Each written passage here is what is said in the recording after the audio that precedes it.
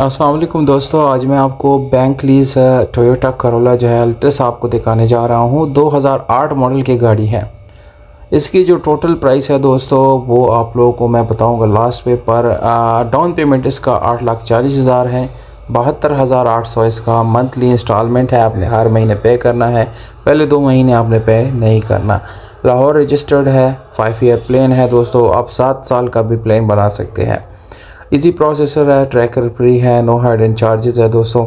सारी डिटेल मैं आप लोगों को यहाँ पर लिख के भी दे रहा हूँ। मोबाइल नंबर स्क्रीन के ऊपर आप लोगों को नज़र आ रहा है। और दोस्तों आप जितनी भी लेन देन करते हैं उसमें बहुत अच्छी तरीके से आप जो है छानबीन किया करें, क्योंकि अक्सर लोग यहाँ पर फिर मैसेजेस करते रहते हैं कि हमारा कोई गाड़ी थी वो तो फिर उस कंडीशन में थी ही नहीं जो आपने दिखाई। दोस्तों कंडीशन सारे हम ओनर के हिसाब से आपको बताते हैं, अपनी तरफ से कुछ भी नहीं शेयर करते।